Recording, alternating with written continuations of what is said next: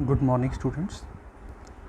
आज की worksheet number 2 social science हम आज बात करेंगे ग्लोब के बारे में। ग्लोब के बारे में हमने पहले भी क्लासेस में पढ़ा हुआ है, अब वहीं उसको हम दोबारा से रिकैपिचुलेशन यानी दोबारा से दोहराएंगे। Globe is a true model जो कि मिनिएचर फॉर्म है, छोटा है, अर्थ का एक मॉडल है। ट्रू मॉडल एकदम जैसी अर्थ होती है लगभग वैसा ही है। ग्लोब्स में be of varying sizes and type, अलग अलग साइज़ के या टाइप के हो सकते हैं। जैसे बड़े हो सकते हैं जिनको कि आसानी से कैरी नहीं किया जा सकता। स्मॉल पॉकेट ग्लोब्स भी हो सकते हैं, पॉकेट में रखने वाले, आपने देखा हो की चेन्स वगैरह में होते हैं। And globe like balloons, balloon जैसे भी ग्लोब होते हैं जिनको कि इन्फ्लेट किया जा सकता है, यानी हवा भर के उन्हें फुलाया जा सकता है, और वो हैंडी भी होते हैं, उन्हें कहीं पर भी आसानी से कैरी किया जा सकता है। ग्लोब इज़ नॉट फिक्स्ड, ये फिक्स्ड चीज़ नहीं है। It can be rotated the same way as earth, जैसे अर्थ रोटेट करती है उसी तरीके से हम ग्लोब को भी रोटेट कर सकते हैं।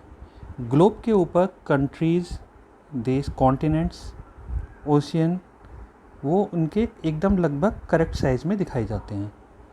जो सबसे ऊपर की तरफ नॉर्दर्न पॉइंट है टॉप पर ग्लोब के, वो कहलाता है नॉर्थ पोल, और साउदर्न पॉइंट कहलाता है साउथ पोल। और एक इमेजिनरी एक्सिस होती है जो कि अर्थ के बीचों बीच से जाती है और इन दोनों पॉइंट्स से होती हुई जाती है। आपने देखा होगा जिसके ऊपर घूमता है ग्लोब, उसे हम एक्सिस मान सकते हैं। तो जो अर्थ है वो वेस्ट से ईस्ट की तरफ अपने इस एक्सिस पर घूमती है, जिसकी वजह से डे एंड नाइट बनते हैं। हमने 6th क्लास के अंदर देखा था ग्लोब, और उसके अंदर हमने ये सीखा भी था डे एंड नाइट वाला।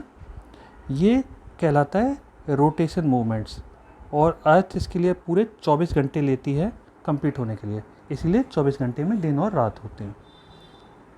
और अर्थ का सन के चारों ओर जो मूवमेंट होता है, जो कि एक फिक्स्ड पाथ में होता है और अपने ही ऑर्बिट में होता है, ये रिवॉल्यूशन कहलाता है। और ये पूरा होता है 365 दिन और 6 घंटे, यानी एक साल के अंदर। और ये जो 6 घंटे बचे हुए हैं, यही 6 घंटे आफ्टर 4 ईयर्स ऐड होकर कितने हो जाएंगे, 6 मल्टीप्लाइड बाई 4, 24 आवर्स। तो इसीलिए हर 4th ईयर क्या होता है, 366 डेज होते हैं ईयर के अंदर, और ये क्या कहलाता है, this is called a leap year. Remember that the earth is tilted 23.5 degree on its axis. थोड़ी तिरछी है, एकदम सीधी नहीं है कि एकदम ऊपर नॉर्थ पोल है एकदम नीचे साउथ पोल है, हल्का सा तिरछा होती है। और ये जो अपना रिवॉल्यूशन होता है इसी टिल्ट के साथ करती है, और पूरे साल करती है।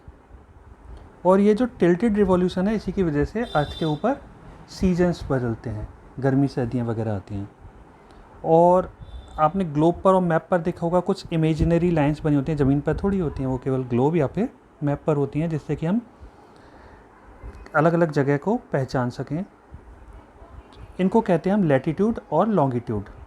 जो लैटिट्यूड होते हैं वो जैसे लट्टू आपने देखा है, लट्टू पे रस्सी लपेटते हैं, उसी तरीके से वो होते हैं लैटिट्यूड्स। जैसे उसके एकदम बीचों बीच में जो लाइन होती है, जिसे 0 डिग्री लैटिट्यूड कहते हैं, जैसे कि इक्वेटर भी कहा जाता है। ये उससे ऊपर का जो हिस्सा होता है वो कहलाता है नॉर्दर्न हेमिस्फीयर, यानी उत्तरी गोलार्ध, और नीचे का जो हिस्सा होता है वो कहलाता है साउदर्न हेमिस्फीयर। अब नॉर्दर्न हेमिस्फीयर, साउदर्न हेमिस्फीयर की बात हो गई। इसी तरीके से 0 डिग्री लॉन्गिट्यूड होता है जिसको प्राइम मेरिडियन कहते हैं, जो कि 180 प्राइम मेरिडियन के बराबर भी होता है। और ये क्या कहता है, हेमिस्फीयर को 2 हिस्सों में बांटता है, ईस्टर्न हेमिस्फीयर जो कि राइट हैंड साइड पर होता है, और वेस्टर्न हेमिस्फीयर जो कि लेफ़्ट साइड पर होता है।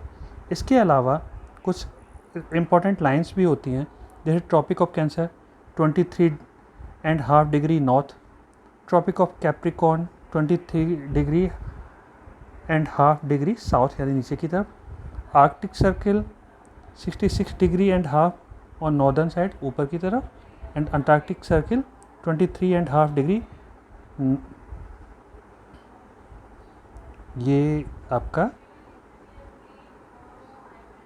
गलत दे रखा है, क्योंकि ये देखिए आप 66.5 डिग्री ये नॉर्थ में नहीं बल्कि साउथ में है, इसे आप ठीक कर लेंगे, ये नॉर्थ नहीं साउथ है।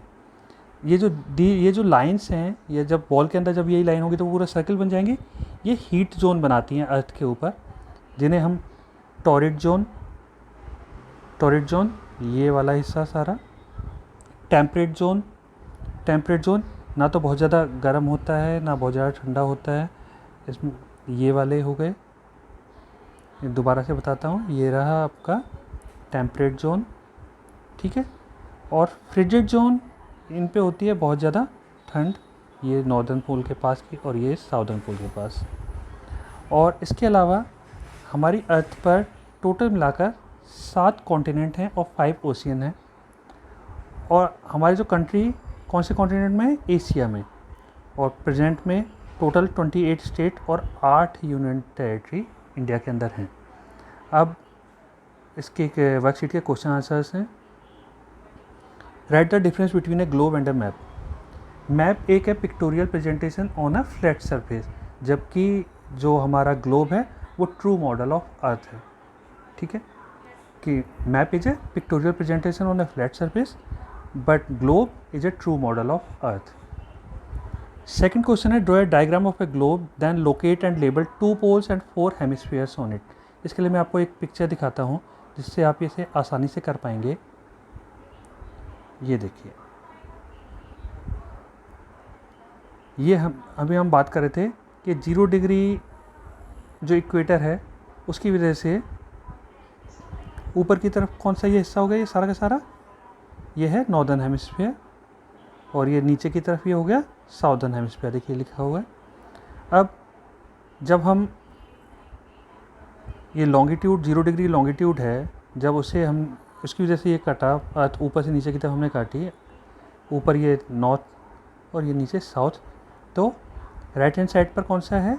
ईस्टर्न हेमिस्फीयर, अभी हमने वर्कशीट में भी पढ़ा है, और लेफ़्ट साइड पर यह है वेस्टर्न हेमिस्फीयर। इसकी आपको पिक्चर बनानी है, आप या तो ये दोनों बना सकते हैं या फिर एक ही पिक्चर के अंदर ये चारों के चारों डिवीज़न करके आप दिखा सकते हैं। इसके बाद क्वेश्चन अगला है, distinguish between the rotation and revolution of the अर्थ। ये हमने अभी वर्कशीट में देखा, जो रोटेशन है वो अपनी एक्सिस पर करती है, जबकि रिवॉल्यूशन जो है अर्थ वो पूरे के पूरे सन के चारों ओर जो उसकी ऑर्बिट है उसके अंदर करती है। अब show the major heat zones of the earth with the help of a diagram. हमने देखा है कि ये देखिए इस पिक्चर के अंदर ये सारे के सारे दिखा रखे हैं। अगर इसे और सही से देखना है तो मैं आपको एक पिक्चर और दिखाता हूँ।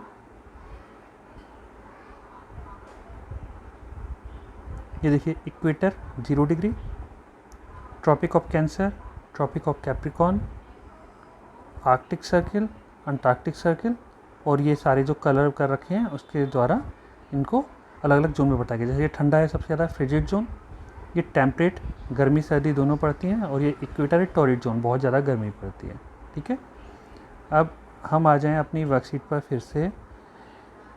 अगला क्वेश्चन है, fill in the blanks, there are dash continents and dash oceans on the earth. हमने वर्कशीट में देखा there are total 7 continents and 5 oceans on the earth. India is located in dash continent, Asia continent. India is located in Asia continent. At present there are how many states? अभी हमने पढ़ा है 28 states and 8 union territories in India. Okay, now write the name of 7 continents and 5 oceans of the earth with the help of a world map. अब आप या तो world map से देख लीजिए, अदर मैं आपको एक मैप दिखा देता हूँ, उससे भी आप आसानी से देख सकते हैं। इसके अंदर आप देखेंगे Asia continent, Africa continent, Europe continent, Australia continent, south America continent, north America continent, और सबसे नीचे ये अंटार्कटिका कॉन्टिनेंट। और 5 ओशियन कौन कौन से हैं?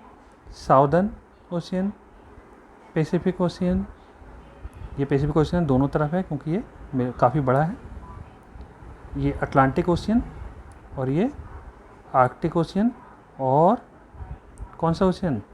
1 2 3 4, ये देखिए इंडियन ओशियन।